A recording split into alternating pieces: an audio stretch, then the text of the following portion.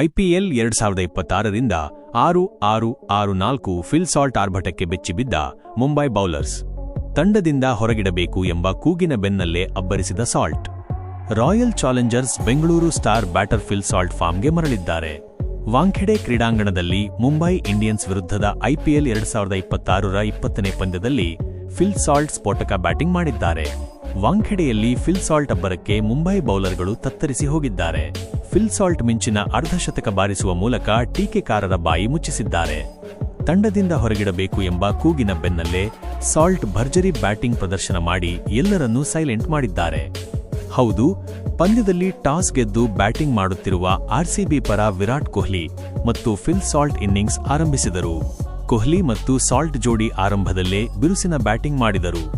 ಆರ್ಸಿಬಿಯ innings ಜವಾಬ್ದಾರಿಯನ್ನು ಹೆಗಲ ಮೇಲೆ ಹೊತ್ತಿಕೊಂಡ ಸಾಲ್ಟ್ ಕೇವಲ 25 ಎಸೆತಗಳಲ್ಲಿ 50 ರನ್ ಗಳಿಸಿ ಮಿಂಚಿದರು.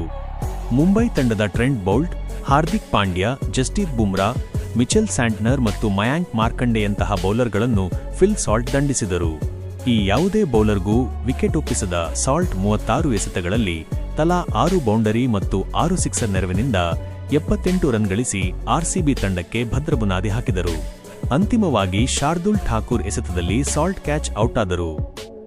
ಒಂದೇ ಓವರ್ನಲ್ಲಿ 6-6-6-4 ಮುಂಬೈ ಪರ 5ನೇ ಓವರ್ ಹಾಕಲು ಸ್ಪಿನ್ನರ್ ಮಿಚೆಲ್ ಸ್ಯಾಂಟ್ನರ್ ಬಂದರು. ಆರ್ಸಿಬಿ ಪರ ಸ್ಟ್ರೈಕ್ನಲ್ಲಿ ಫಿಲ್ ಸಾಲ್ಟ್ ಇದ್ದರು. ಮಿಚೆಲ್ ಸ್ಯಾಂಟ್ನರ್ ಅವರಿಂದ ಸಾಲ್ಟ್ ಆರ್ಭಟಕ್ಕೆ ಬ್ರೇಕ್ ಹಾಕಲು ಸಾಧ್ಯವಾಗಲಿಲ್ಲ. ಮಿಚೆಲ್ ಸ್ಯಾಂಟ್ನರ್ ವಿರುದ್ಧ ಸಾಲ್ಟ್ ಮೊದಲ 3 ಎಸೆತಗಳಲ್ಲಿ ಹ್ಯಾಟ್ರಿಕ್ ಸಿಕ್ಸರ್ ಸಿಡಿಸಿ ಎಲ್ಲರ ಚಿತ್ತ ಕದ್ದರು. 4ನೇ ಎಸೆತದಲ್ಲಿ ಚೆಂಡನ್ನು ಬೌಂಡರಿಗೆ ಬಾರಿಸಿ ಮುಂಬೈ ಮೇಲೆ ಒತ್ತಡ ಹಾಕಿದರು.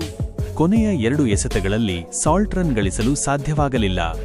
ಒಟ್ಟು ಒಂದೇ ಓವರ್ನಲ್ಲಿ ಮಿಚೆಲ್ ಸ್ಯಾಂಟ್ನರ್ ಬರೋಬ್ಬರಿ 22 ರನ್ ನೀಡಿ ದುಬಾರಿಯಾದರು.